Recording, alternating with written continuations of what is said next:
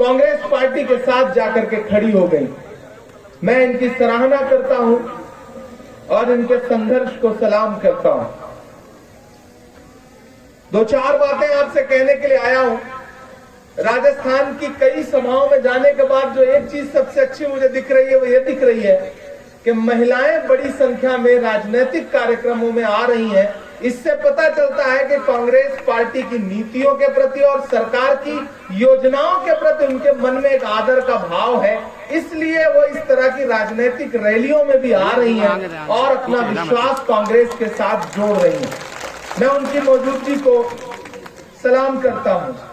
न तेरा है न मेरा है ये हिंदुस्तान सबका है, न तेरा है न मेरा है ये हिंदुस्तान सबका है, नहीं समझी गई ये बात तो नुकसान सबका है, जो इसमें मिल गई नदियां वो दिखलाई नहीं देती, महासागर बनाने में मगर एहसान सबका है। यहाँ अलग अलग समाज के लोग बैठे हैं। राजस्थान से जो एक बात और एक कहावत, एक नारा उठता है कि 36 कौमें 36 बिरादरियां, वो मुझे ऐसा लग रहा है कि जैसे धौलपुर की इस धरती पर अलग अलग समाज के लोग, अलग अलग धर्म के लोग, अलग अलग मजहब के लोग, पहचानना भी मुश्किल है, अलग करना भी मुश्किल है कि कौन किस समाज का है। बस ऐसा लग रहा है यहाँ इंसान बैठे हुए हैं, इंसानियत के पैरोकार बैठे हैं। एक तरफ वो पार्टी है जो चाहती है कि इंसान अलग अलग लगे, कोई हिंदू लगे, कोई मुसलमान लगे, कोई सिख लगे, कोई ईसाई लगे, और एक तरफ कांग्रेस पार्टी है जिसकी विचारधारा यह है कि आपका धर्म कोई भी हो, लेकिन आप जब एकजुट होकर के बैठे तो सिर्फ इंसान नजर आए। यह है कांग्रेस पार्टी की विचारधारा। मैं तुम्हें अपने उसूलों की कसम देता हूं, मुझको मजहब के तराजू में न तौला जाए, मैंने इंसान ही रहने की कसम खाई है, मुझको हिंदू या मुसलमान न समझा जाए। हम इस विचारधारा के साथ आगे बढ़ते हुए आपके बीच में यहाँ खड़े हैं।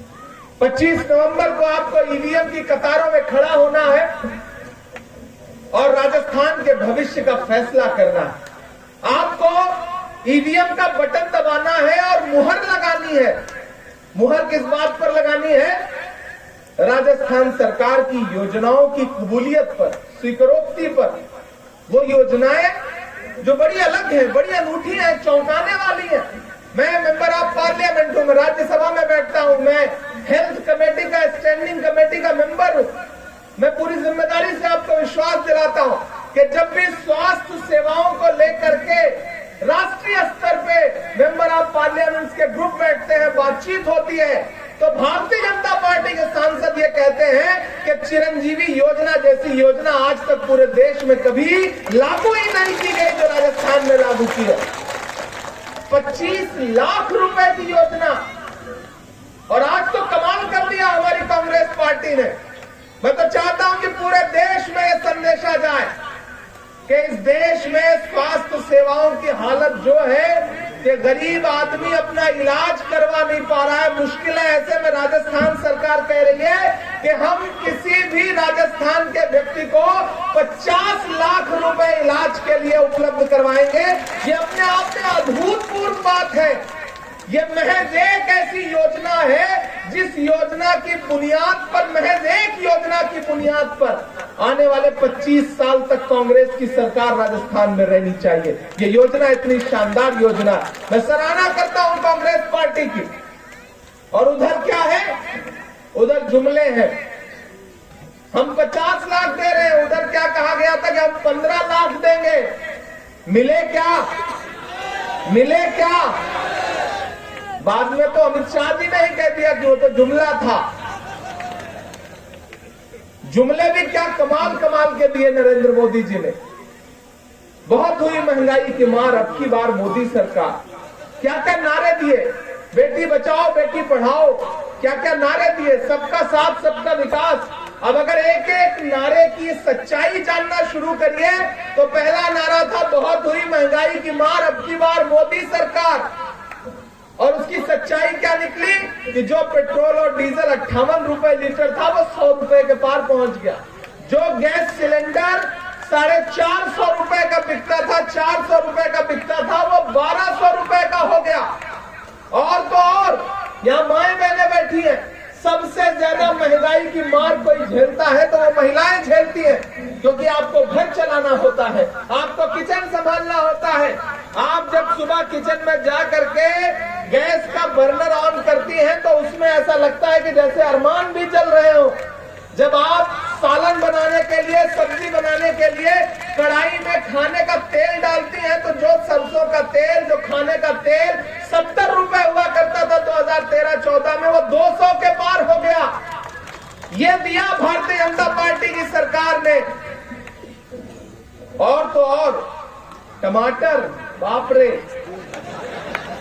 20 रुपए किलो खरीद के लाया करते थे हम लोग, 250 रुपए किलो दिखाते थे। थोड़ा आगे हो जाए, मैं थोड़ा सा आगे पार्लियामेंट जा रहा था मोहन प्रकाश जी, थोड़ा सा आगे हो जाए। तो पार्लियामेंट से 50 मीटर पहले जो प्रेस क्लब है, मैंने उसके बाहर देखा कि एक टाटा 407 खड़ी है और उसके बाहर सूट बूट पहने हुए लोग लंबी लाइन में लगे हुए हैं। तो मुझे लगा पार्लियामेंट के पास ऐसी कौन सी लाइन। मैंने ड्राइवर से कहा भाई एक मिनट गाड़ी रोकना। पलट के मैंने पूछा, मैंने कहा भाई ये कौन सी लाइन है? तो बोले भाई सब्सिडी वाला टमाटर बिक रहा है, वो लेने के लिए खड़े हुए हम लोग। ये हालत कर दी इस सरकार ने। झूठ का आलम ऐसा है नरेंद्र मोदी जी का, मैंने दुनिया में भाजपा से ज्यादा झूठे नेता और इंसान कहीं देखे ही नहीं। वो झूठ बोलते हैं तो कमाल का बोलते हैं। वो एक भाजपा के नेता हमारे सूबे में जनता के पास गए, जनता को इकट्ठा किया, जनता भोली भाली, बोले आज मैं तुम्हारे समस्याओं का निदान करने आया हूं, बताओ तुम्हारी क्या समस्या है। तो लोग धौलपुर की तरह भोले भाले थे, उन्होंने कहा साहब हमारी 2 समस्या है। बोले बताओ क्या समस्या है? बोले पहली समस्या ये है कि हमारे गांव में हॉस्पिटल नहीं है। तो गांव वालों के सामने नेताजी ने अपना मोबाइल निकाला, पता नहीं कहां फोन मिलाया, हड़काया सामने वाले को कि कल तक यहाँ पे हॉस्पिटल हो जाना चाहिए, डॉक्टर दिखने चाहिए। फिर फोन रख दिया, फिर बोले चलो मैंने तुम्हारी पहली समस्या हल कर दी, दूसरी समस्या बताओ। गांव वालों ने कहा साहब दूसरी समस्या ये है कि इस गांव में कोई मोबाइल का नेटवर्क ही नहीं है। ये है भाजपा का झूठ। ऐसे झूठ परोसते हैं, ऐसे झूठ बोलते हैं कि सहसा आपको भरोसा हो जाए, धोखे में आ जाए आप। लेकिन इस बार धोखे में नहीं आना है, इस बार झांसे में नहीं आना है, क्योंकि कांग्रेस की सरकार क्या कह रही है कि वो गैस सिलेंडर जिसे हम 2014 में 400 का बेचा करते थे, उसे नरेंद्र मोदी जी ने 1200 का कर दिया था। उसे कांग्रेस पार्टी ने क्या किया, गारंटी दी कि हम इसे 500 का बेचेंगे, 500 का बेच करके दिखाया और आज ये ऐलान किया कि 500 छोड़िए हम उसे 400 का बेचेंगे अगर हमारी सरकार बन जाएगी तो। यानी कि 2014 में जो दाम थे हम कोशिश कर रहे हैं कि वहां लेकर के आए। हम पार्लियामेंट में बैठते हैं, हम तो नरेंद्र मोदी जी से हर दिन कहते हैं कि मोहब्बत भाईचारे के दीवाने दिन ही लौटा दो, वो सस्ती दाल सब्जी के सुहाने दिन ही लौटा दो। ये अच्छे दिन तो अंबानी अडानी को मुबारक हो, हमें ऐसा करो साहेब पुराने दिन ही लौटा दो। वो दिन बड़े अच्छे थे जब चीजें सस्ती थी। आज तो ये है कि सब कुछ महंगा कर दिया, लेकिन उल्टा भाषण क्या देते हैं, बताइए कांग्रेस वालों आपने 70 साल में किया क्या। एक दिन पार्लियामेंट में खड़े होकर के मोदी जी ने कहा बताओ कांग्रेस वालों आपने 70 साल में क्या बनाया। तब तक खड़गे जी आगे बैठे थे, वो पलट के बोले इमरान मत बताना, बता दोगे तो ये उसको भी बेच देंगे, इनका काम सिर्फ बेचने का है, ये बेचने के अलावा कुछ नहीं जानते, ये झूठे जुमले देंगे और बेच देंगे। मैं धौलपुर में खड़ा होकर के एक बहुत जिम्मेदारी भरी बात कह रहा हूं कि हमसे 70 सालों का हिसाब मांगने वाली भारतीय जनता पार्टी, मेरी बात सुने, अरे वो भाजपा जो अपना चलाया हुआ 2000 का नोट 7 साल नहीं चला सकी, वो हमसे 70 साल का हिसाब मांगती है। 70 साल का हिसाब मांगती है हमने इस देश को क्या नहीं दिया, हमने इस देश को अंग्रेजों से आजाद करवाया, हमने इस देश में निर्माण किए, पंडित जवाहरलाल नेहरू से लेकर के मौलाना आजाद से लेकर के आज जो भारत दिख रहा है किसका बनाया हुआ है? भारतीय जनता पार्टी की सरकार ने तो सिर्फ बेचा। धौलपुर वालों आपको ये बात समझनी पड़ेगी कि देश में लड़ाई बड़ी अलग है। इस वक्त देश ऐसे मुहाने पे खड़ा है कि आपको फैसला करना है कि आप किसके साथ खड़े हैं। एक तरफ वो लोग हैं जो महात्मा गांधी की विचारधारा के साथ, एक तरफ वो लोग हैं जो गोडसे की विचारधारा के साथ, एक तरफ वो लोग खड़े हैं जो कहते हैं कि ये देश डॉक्टर बाबा साहब भीमराव अंबेडकर के बनाए हुए संविधान से चलेगा। एक तरफ वो लोग खड़े हैं जो कहते हैं देश संविधान से नहीं चलेगा बल्कि तानाशाही से चलेगा। एक तरफ वो लोग खड़े हैं जो कहते हैं कि ये देश मौलाना आजाद, पंडित जवाहरलाल नेहरू के सपनों से चलेगा। और एक तरफ वो लोग खड़े हैं जो ये कहते हैं कि नई संसद बनी है भैया, जिसको चाहो उसको गाली दे लो, पूरी छूट है। संसद के अंदर आखिरी हद तलक आ पहुंची है, जुल्म के कद तलक आ पहुंची है। वो जो नफरत थी गली कूचों में, अब तो संसद तलक आ पहुंची है। धौलपुर वालों, लड़ाई बहुत बड़ी है। मैं आपके सामने हजारों किलोमीटर का सफर तय करके इसलिए नहीं आया हूं कि एक विधायक के लिए वोट मांगना है। मैं आपके सामने इसलिए नहीं आया हूं कि एक विधानसभा का चुनाव है और 25 नवंबर को जा करके आपको ईवीएम का बटन दबा देना है कांग्रेस के सामने। महज इसलिए नहीं आया हूं। मैं ये कहने आया हूं कि ये जो असेंबली का इलेक्शन है 2024 का सेमीफाइनल है। ये भाई साहब पीछे हो, अगर आप चाहते हैं, थोड़ा पीछे हो जाओ भाई साहब, अगर आप चाहते हैं कि 2024 का फाइनल इंडिया जीते तो फिर सेमीफाइनल तो जिताना पड़ेगा। अभी 3 दिन पहले हम एक फाइनल हारे हैं। सारे मैच जीत रहे थे, सारे जीत रहे थे। आखिरी वाले में पता नहीं क्या हो गया, पता नहीं क्या हो गया। पनौती आ गई मोदी। आप बड़े समझदार लोग हैं। मैं आपको उस बात को दोहराऊं कहते, लेकिन अच्छी बात है कि जनता बड़ी जागरूक हो गई। उसे भी पता है कि चूक हुई कहां। कौन आया कि बहारें लुट गई, कौन आया कि जीतते हुए मैच हार गए, कौन आया कि दमदारी के साथ खेल रहे हमारे नौजवान, हमारे खिलाड़ी बाद में आंसुओं के साथ बाहर निकले। मैं कुछ नहीं कहूंगा, आप बहुत समझदार लोग। ये धौलपुर है साहब, यहाँ से उठी हुई आवाज पूरे देश में, पूरी दुनिया में संदेशा देती है। मैं आ रहा था तो लाडनू में मुझसे एक पत्रकार ने कहा, इमरान साहब राहुल गांधी जी एक नारा देते हैं कि मैं नफरत के बाजार में मोहब्बत की दुकान खोल रहा हूं, तो आपको क्या लगता है कि राजस्थान में भी दुकान खुलेगी? तो मैंने कहा देखिए भाई, ये राजस्थान है, ये जब भी करता है कुछ बड़ा करता है। दुकान तो कर्नाटक में खुली, राजस्थान तो कुछ बड़ा करता है। ये दुकान नहीं खोलेगा बल्कि ये शोरूम खोलेगा मोहब्बत का। ये राजस्थान है। मैं आपसे ये कहने आया हूं धौलपुर वालों कि शोभा रानी जी आपके बीच के हैं। किसी के लिए बेटी की तरह है, किसी के लिए बहन की तरह है, किसी के लिए मां की तरह है। मेरे लिए वो बड़ी बहन की तरह है। मैं अपनी बड़ी बहन के लिए आपसे अपील करने आया और खास तौर से अक़लियत के साथियों से कहना चाहता हूं, और सिर्फ धौलपुर के नहीं बल्कि आसपास की जितनी भी विधानसभाएं हैं उन सब से ये कहना चाहता हूं कि एक बात आपको समझनी पड़ेगी। इस मुल्क में नफरत के खिलाफ, आरएसएस की विचारधारा के खिलाफ कोई अगर एक नेता सच्चे मायने में लड़ रहा है तो उस नेता का नाम राहुल गांधी है। मैं गवाह रहा हूं उनकी विचारधारा का, मैं गवाह रहा हूं उनके संघर्ष का। हमने देखा है वो मंजर।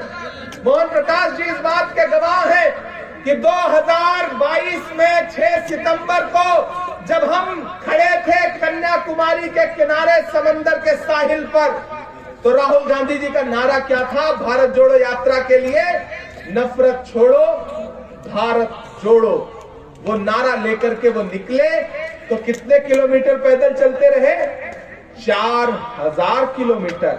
4000 किलोमीटर का मतलब समझते हैं आप?